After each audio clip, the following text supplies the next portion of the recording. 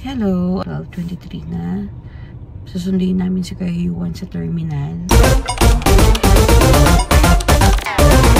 Medyo mahaba-habang nagdiskusyonan actually before kami umalis ng bahay.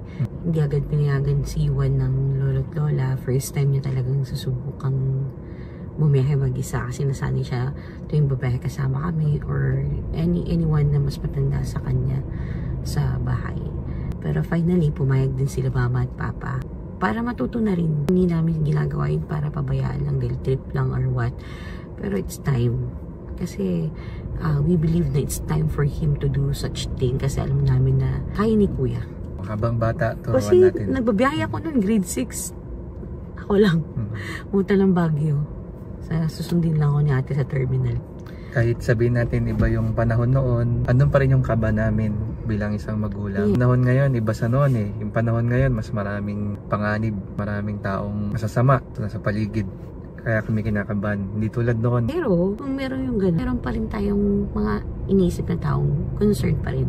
Nung hinatid siya ni Tito Iman, yung mga conductor daw yung driver, pinaupulang daw siya sa harap agad. Nabihan niya na first na babiyahe. Doon pala nakita ko may father side to na may thinking na ay hindi nila hayaan yung anak ko. Ganun. Dahil pupunta talaga siya ng Maynila dahil regalo nito ng mama niya. At magbe-birthday na siya. And magpo-14 na siya ngayong November. 15 lang. 15 this November, nakasecure kami ng ticket, Run Biniverse. I'm a fan, pero mas fan yung anak ko. First time ko din to makanood ng concert. Supportive si Papa. Go kami. Gusto niya talaga na mag-travel, kahit siyang mag-isa, sinubukan niya. For me, siguro at first may takot, pero kailangan natin magtiwala sa mga anak natin. Kung hindi natin nahayaan na gawin nila yung mga bagay na alam natin kaya nila, ano nila matututunan nila. Another experience for Kuya and for us as a parent.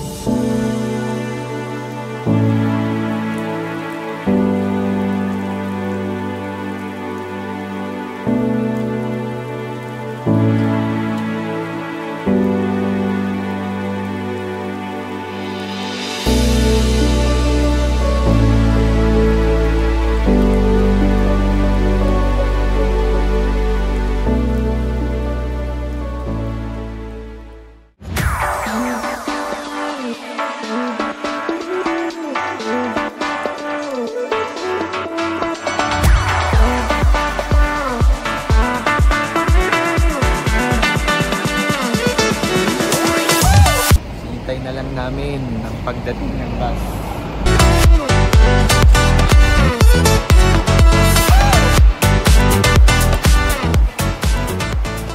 May dumating kanina na bus. Akala namin si Kuya Yuan na yon. Hindi ko kasi naalala yung bus number niya.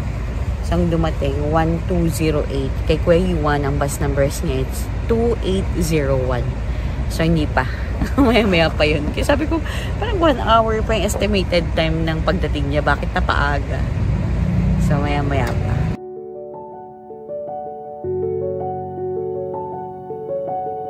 Yan na! Yan na yung bus number ni Kuya. 2801. That's it.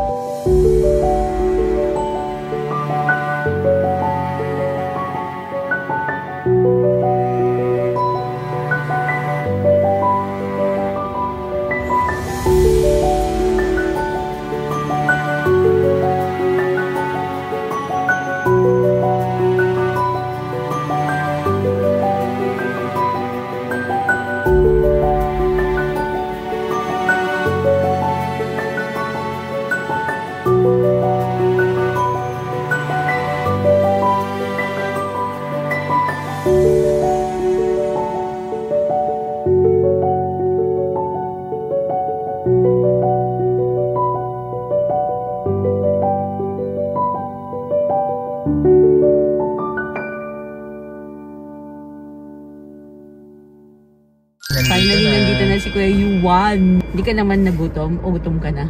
Gutom pa. Kinahirapan sa biyahe, anak. Ano masasabi mo sa first na biyahe mo?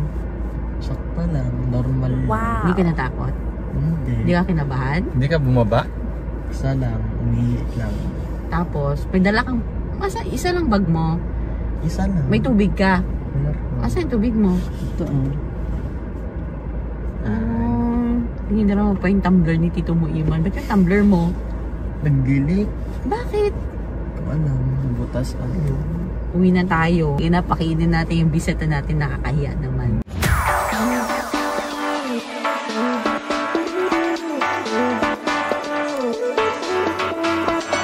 Yan o. Uy, nagbuto magad si Kuya.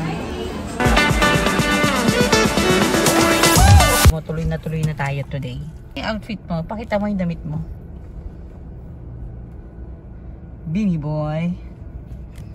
And mama, kay mama. Ano ba kay mama? Cherry. I'm a cherry on top. Credits kay Papa. Thank you, Papa. Biglaan lang din.